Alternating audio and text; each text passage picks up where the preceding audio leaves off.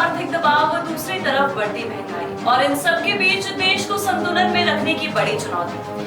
ऐसे समय में प्रधानमंत्री नरेंद्र मोदी की ये अपील सिर्फ सलाह नहीं बल्कि एक रणनीतिक कदम के तौर पर देखी जा रही है, जिसका असर हर आम नागरिक की जिंदगी पर पड़ सकता है।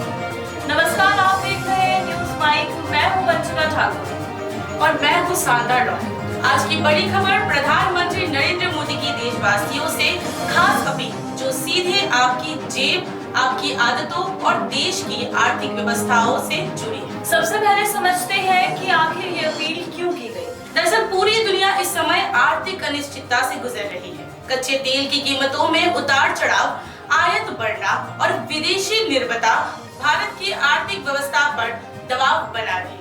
यही वजह है कि सरकार अब आम लोगों की छोटी छोटी आदतों में बदलाव के जरिए बड़ा असर लाना चाहती है।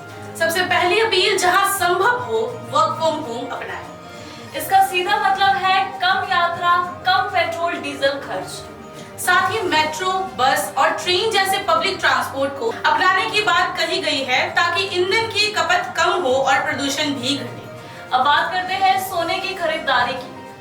प्रधानमंत्री ने साफ कहा है, एक साल तक सोना खरीदने से बचें, क्योंकि भारत ज्यादातर सोना विदेशियों से मंगाता है। इसके साथ ही विदेशी ब्रांड्स और विदेश यात्रा को भी कम करने की सलाह दी गई है ताकि देश का पैसा देश में ही रहे। अब आते हैं खाने के तेल पर। भारत इसका बड़ा हिस्सा आयात करता है, इसलिए लोगों से कहा गया है कि तेल का इस्तेमाल सीमित करें।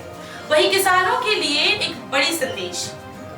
के लिए भी संदेश है, रासायनिक खाद के उपयोग कम करें और प्राकृतिक खेती को और बढ़ाएं, जिससे मिट्टी भी सुरक्षित रहे और लागत भी घटे। प्रधानमंत्री की अपील का सबसे बड़ा हिस्सा स्वदेशी अपनाना। विदेशी उत्पादों की जगह भारतीय उत्पाद खरीदने से देश की कंपनियों को फायदा होगा और रोजगार के मौके बढ़ेंगे। यानी छोटी छोटी खरीदारी से भी आप देश की अर्थव्यवस्था को मजबूत कर सकेंगे। अब सवाल यह है, इन अपील का आम जनता पर क्या असर पड़ेगा? अगर लोग इन बातों को अपनाते हैं तो खर्च से बचत होगी, महंगाई पर कंट्रोल में मदद मिलेगी और देश की आर्थिक स्थिति मजबूत होगी। लेकिन इसके लिए जरूरी है कि हर नागरिक अपनी जिम्मेदारी समझे। तो ये थी प्रधानमंत्री नरेंद्र मोदी की अहम अपील जो सीधे देश के भविष्य से जुड़ी है। अब देखना होगा देशवासी इन सुझावों को कितनी गंभीरता से अपनाते हैं। फिलहाल के लिए बस इतना ही। बने रहे न्यूज माइक के साथ।